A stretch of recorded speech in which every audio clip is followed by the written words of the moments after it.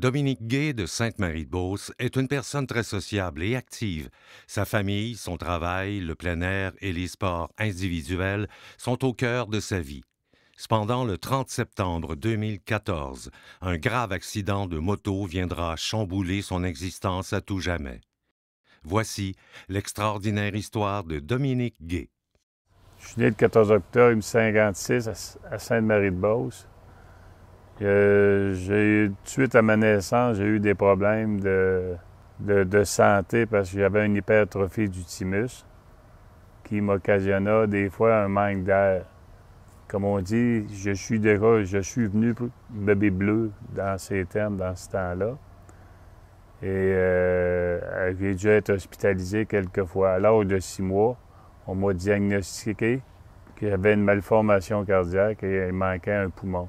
Puis en plus, ils ont déterminé que j'étais allergique au maïs. Fait que tout ça, c'est ce qui m'occasionnait ces manques d'air-là.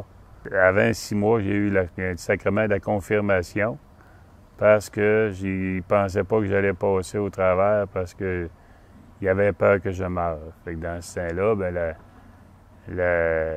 comment je pourrais dire ça? L'Église était forte. Il fallait qu'il s'aille confirmer pour aller directement au ciel. Ça fait que, oui, je visitais la mort pour la première fois. À l'âge de 6 ans, lorsque mon frère et moi allions traverser le boulevard Vachon pour aller dire à mon père qu'on avait acheté son linge d'école, puis il allait commencer bientôt. Le boulevard Vachon venait d'être construit. Ça fait que mon père il nous avait laissé traverser parce qu'il voyait lui non plus que les autos étaient très loin. Ça fait qu'on a commencé à traverser le boulevard, mais il s'en venait 2 autos qui bauchaient à haute vitesse. Ce qui changeait complètement nos calculs. Et c'est alors que mon frère et moi, on partit à la course et le premier auto fait ça mon frère et passa devant moi. L'auto était blanche, je m'en souviens, comme si c'était hier. Je vois encore la gravelle qui revole de tout bord, de côté. Et mon frère fut heurté, il revola à une distance d'à peu près 95 pieds. Et c'est là que j'ai vu qu'il y avait une craque dans le front et une trace de terre sur l'estomac. C'est là qu'il fit ses derniers souffles. Moi, dire, comme on dit, je pense que la mort passa près de moi une 2e fois.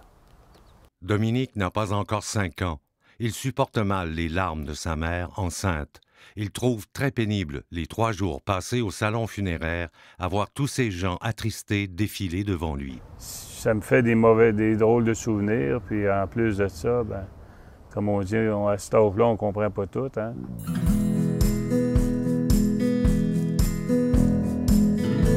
J'ai rentré à l'école à 5 ans et 3/4. C'était jeune un peu, mais mes parents pensaient que j'allais être bon pour suivre la cadence. Mais ils se sont vite... on n'a pas réalisé, mais j'étais un enfant qui a un très gros déficit d'attention. Ça fait que ma jeunesse, je suis allé à l'école longtemps, mais j'aimais les sports, j'aimais l'extérieur. Moi, aller à l'extérieur, à moins 25, moins 30, ça ne me dérangeait pas. Mais j'ai passé une belle jeunesse avec mes frères et les voisinages. Là, on était une belle gang, puis on avait eu bien du plaisir. J'allais aider mes oncles au foin à travailler sur une terre. Et une fois, on s'en revenait d'aller vider une voiture à foin, puis en virant dans la rue, je tombais de la voiture. Et j'ai revolé complètement sur la 2e voie. Je me suis cassé de la clavicule. Chanceux qu'il n'arrive pas d'auto. Je pourrais dire que la mort m'a visité pour une 3e fois. Au cours du même été, Dominique Gay frôle la mort une 4e fois. Un tracteur faillit l'écraser, mais son cousin réussit à le sauver in extremis en le tirant par un bras. J'ai été chanceux à date, au prix de plusieurs. Là. Quand j'étais étudiant, après avoir été travaillé, mettons, à l'âge de 16 ans, on pouvait rentrer chez Vachon. Ça fait que j'avais déjà mon bicycle à gaz. Dans ce temps-là, j'avais mon XL 100, un Yamaha XL 100. Ça fait que les journées étaient chaudes chez Vachon, il n'y avait pas d'air climatisé. Ça fait qu'on avait eu chaud. Fait qu'à la fin du travail, j'avais été me baigner à l'OTJ. Puis pour me rafraîchir après avoir été me baigner, j'avais décidé de continuer en arrière de la polyvalente, faire un tour de moto. J'avais seulement mon casque, une paire de jeans, une paire de shorts de jeans puis mes bottes. Puis c'est là que j'ai fouillé en arrière de la polyvalente. J'ai roulé avec ma moto 75 pieds environ sur l'asphalte.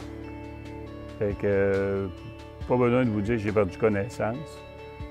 Si je serais mort cette fois-là, on va dire que la mort, j'aurais pas souffert parce que ça s'est déroulé tellement vite. Quand j'ai repris connaissance, bien là, la pipe de la moto me brûlait la cuisse, le mollet, excuse. Puis là, il fallait que je redéplace la moto. Puis c'est là, au bout de 4-5 minutes, que les douleurs ont embarqué. J'ai réalisé qu'il y avait environ 2,5 pieds de peau de brûlée sur le corps à force de rouler sur l'asphalte.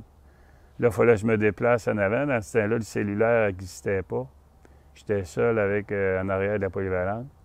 Je me suis déplacé, je suis allé voir le gardien, puis j'ai demandé s'il pouvait appeler quelqu'un pour qu'il vienne me chercher. On s'est ramassé chez le docteur Trachy de Chenonceau. Mais le lendemain, j'ai dû monter à l'hôpital. Puis l'infirmier me dit tu sais, hier, ça l'a fait mal, hein? Aujourd'hui, ça va faire encore plus mal parce que le docteur n'a pas mis assez d'onguents entre les pansements et tes plaies. Puis ça l'a saigné, puis ça l'a galé dans les pansements. Il va tout falloir réenlever ça. Ouais, ça l'a fait. Ça, effectivement, c'était assez douloureux, mais comme on dit, on a commencé à endurer mon mal. C'est là que j'ai passé l'été couché dans le lit. Dans ce temps-là, il y avait une grève d'infirmières qui s'en venait. Ça fait que j'avais passé juillet et août couché dans le lit. La garde Tachereau, qui venait tous les matins changer mes pansements.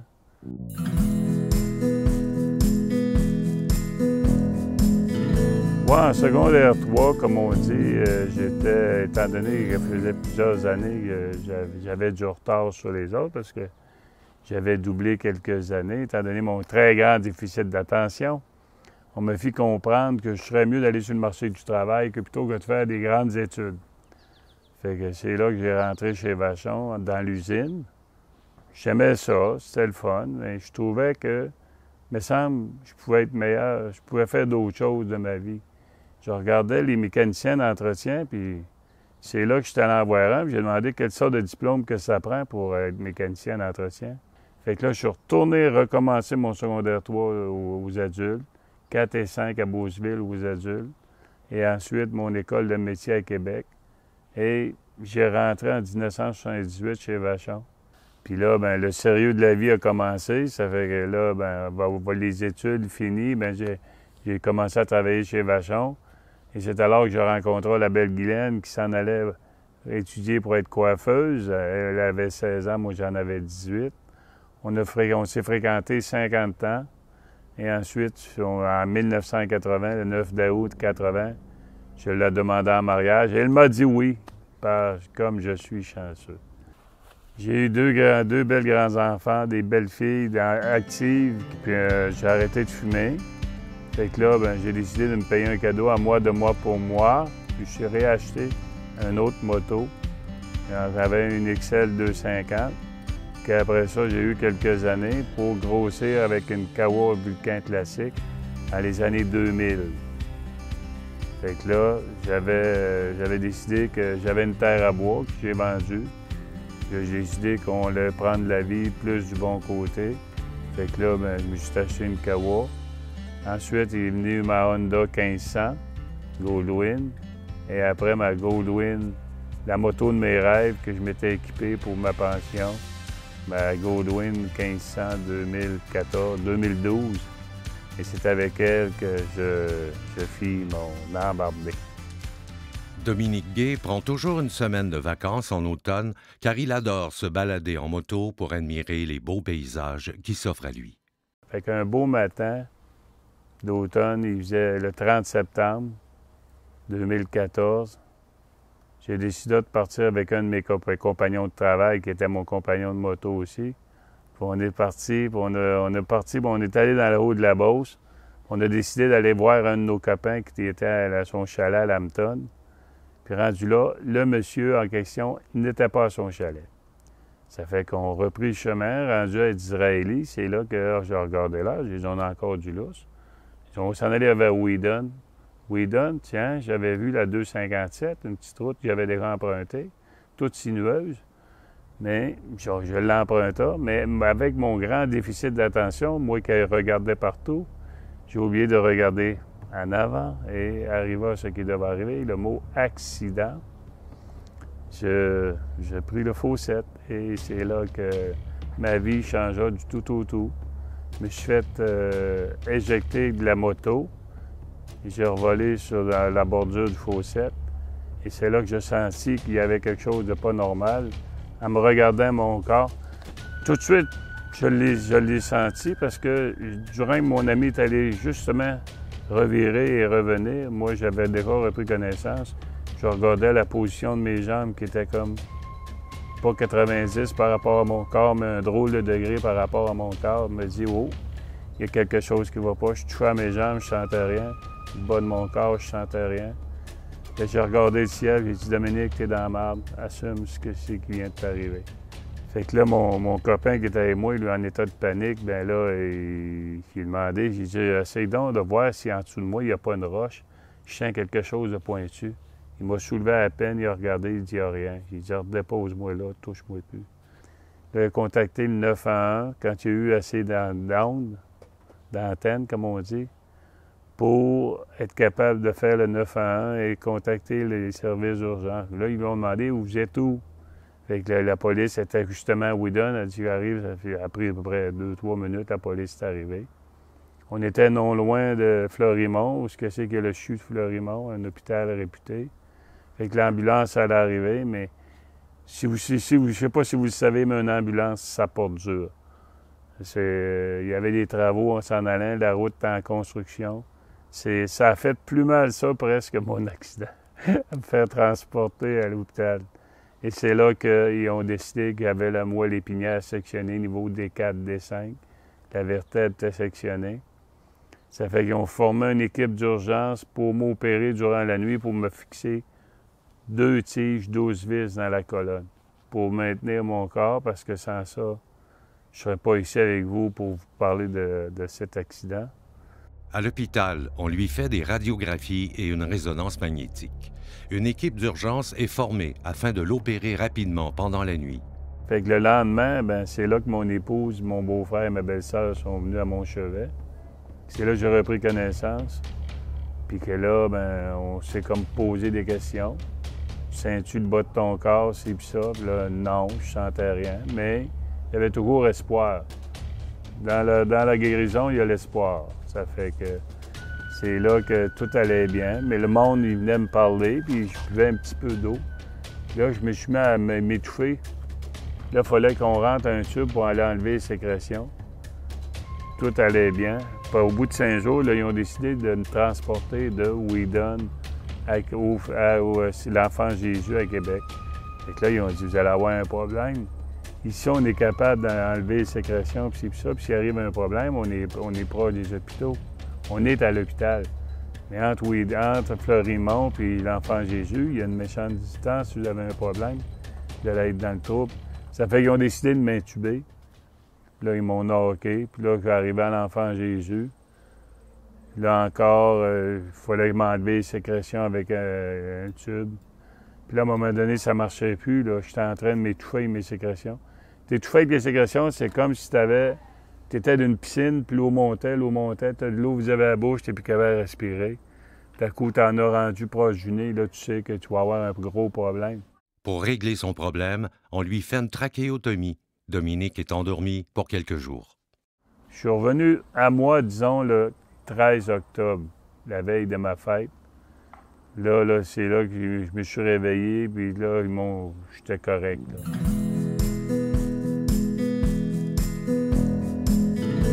Comme on dit, j'étais paralysé, mais j'avais toujours espoir de sentir quelque chose. Comme c'est là, j'avais pas de douleur parce que j'étais bien géré avec les drogues. Mais je me disais que si un jour, je peux peut-être me remarcher. La guérison, après quelque temps, il y a toujours des améliorations. Moi, ça s'en allait tout le temps s'améliorant. C'était tout le temps, à chaque jour, il y avait une victoire. Ça, c'est important, ça, dans la guérison. Chaque jour, une petite victoire. Fait que de même, ça va mieux. Puis ton moral est très bon. Mais j'avais des problèmes au niveau des sécrétions. Ça fait que ça a été plus long avant que je transfère à l'IRDPQ, où c'est là qu'ils t'apprennent tout ce que tu as à savoir pour ta réhabilitation. C'est là qu'ils ont confirmé que j'étais ASIA, D4, D5, ça veut dire ça que paralysé, en bas des 100, tu sens plus rien, il n'y a pas de problème. Fait que moi, je suis chanceux, j'ai pas de douleur, parce que je suis bien géré avec mes pilules. J'ai accepté ma condition la journée de l'accident. Je me suis dit, j'ai pas envoyé personne d'autre à ma place à cause de mon erreur de conduite. C'est moi qui ai eu l'accident, c'est moi qui conduisais, c'est moi qui ai pogné avec les problèmes. C'est de même que j'ai vu ça, c'est de même que je le vis.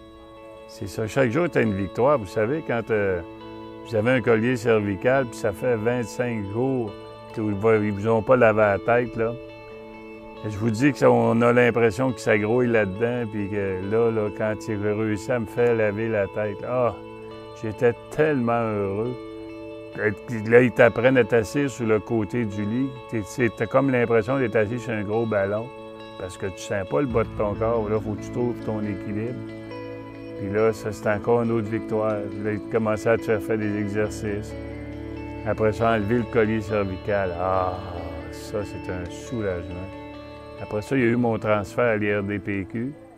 Mais là, tu sais, quand tu vois à l'hôpital, tous les personnels qui s'occupent de toi, en ergo, en physio, pour la respiration, on leur doit une fière chandelle. C'est tout du monde que, vraiment, là, ils sont dévoués à la tâche. Ça fait que c'est tout ça qui arrive. Moi, je suis chanceux.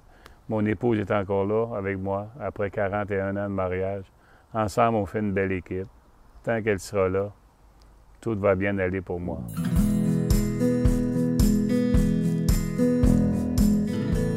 Bon, étant donné que c'est un accident qui m'est arrivé sur la route, comme vous savez, au Québec, on a la SAC qui nous aide à l'amélioration des lieux de la maison et de mon automobile et à ma réadaptation.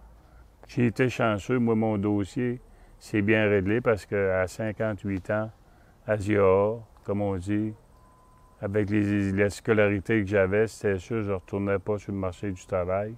Mais la réadaptation de la maison, ça a été vraiment quelque chose. J'ai été chanceux. Moi, j'avais une maison qui était plein pied avec un carport et un garage. Donc, ça a été facile de faire modifier.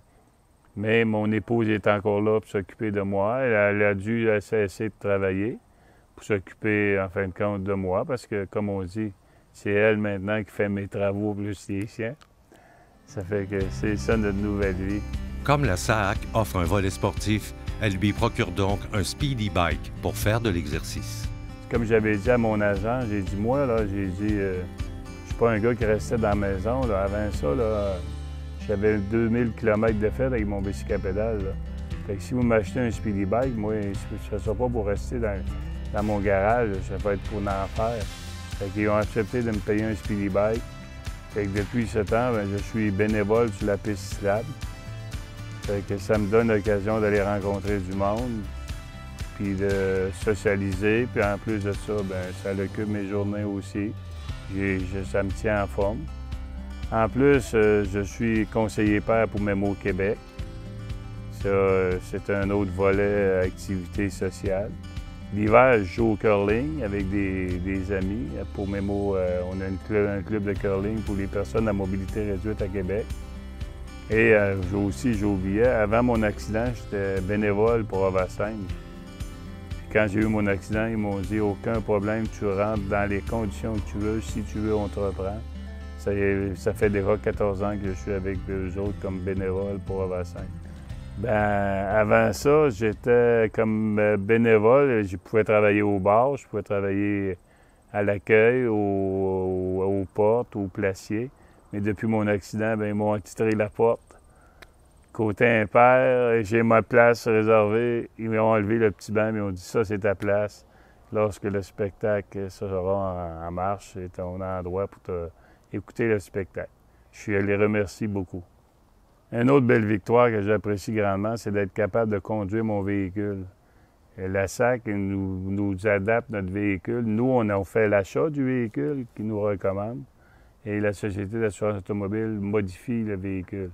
Ça me donne l'occasion de me déplacer et de faire mes petites commissions et de visiter encore mon monde et de faire mes activités.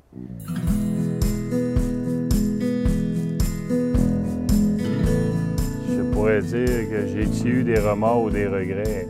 Effectivement, on a beaucoup de regrets, mais d'un autre côté, à quoi ça sert de penser à ce que je vivais avant si je suis plus capable? C'est de se concentrer sur ce que je peux faire et ce que je peux vivre. Puis d'un autre côté aussi, vous savez qu'une personne qui est négative, tu vas l'avoir une fois, tu vas l'avoir 2 fois, mais tu ne vas plus la revoir. Tu sais, je veux dire, le monde négatif, là, c'est à quoi que ça sert? Ça ne me rangera pas le cas, puis moi, ça va me faire quoi de tout le temps être négatif puis renfrognard?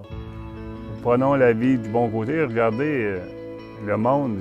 Je suis chanceux. Je vais avoir 65 ans, je suis encore vivant. Ça fait 6 fois que j'ai frôlé la mort dans ma vie. Ça fait qu'il y en a que, comme mon frère à 6 ans, il est parti. J'ai des amis qui à 58 ans sont partis. Il y en a d'autres à 65, il y en a d'autres à 69 qui sont partis. Moi, j'étais encore ici pour en parler. Tant qu'on fera une équipe, moi et mon épouse, puis que tout va bien financièrement, puis j'ai des bons enfants, la vie est belle. Vous savez, j'étais sur le bord d'être à ma retraite, donc j'avais pensé déjà à ma retraite. C'est sûr que les grands voyages, on oublie ça, mais je profite de la vie, puis ce qui compte, c'est d'être en santé. Vous savez, ceux qui ont la chance d'être en santé, là, quand je vois le monde aujourd'hui qui sont là, hypnotisés par le petit cellulaire, là, puis perdre de temps. Pour moi, des fois, si tu vas chercher une information précieuse, si tu vas chercher un renseignement précieux, ça, c'est pas une perte de temps. Mais si tu passes ton temps à regarder des nouvelles aussi, puis ça, puis tu prends pas le temps de vivre, contempler la nature. Moi, j'ai tout le temps été un éternel contemplatif. Je le suis encore. Regarder un beau coucher de soleil, voir le jour tomber, admirer les étoiles. Pour moi, là, 5 minutes, 10 minutes dans ta journée, si tu n'es pas capable de faire ça, tu passes à côté de quelque chose. Mon accident m'a donné la chance de voir le monde d'une autre façon. Vous savez, quand on est à mobilité réduite comme nous, des fois, ça l'amène à la confidence. Puis tu t'aperçois qu'il y a du monde qui aime jaser, qui veulent jaser ou qui ont besoin de jaser, puis qu'il y en a d'autres qui ont des gros problèmes. Pas mal plus qu'on pense. Mais moi, quelqu'un qui arrive à côté de moi et qui me dit qu'il a la SLA, et d'autres qui ont la sclérose en plaques, j'aime mieux être à ma place qu'à leur place. C'est ça la vie. On ne sait pas quand est-ce que ça vient nous chercher, la mort. Dominique Gay a dû faire le deuil d'habitudes de vie et de nombreuses activités qui agrémentaient son existence. Grâce à son entourage et à sa résilience, la vie est redevenue belle. Il rayonne dans la communauté avec son beau sourire et sa sociabilité qui, elle, est demeurée intacte. C'est ça la vie.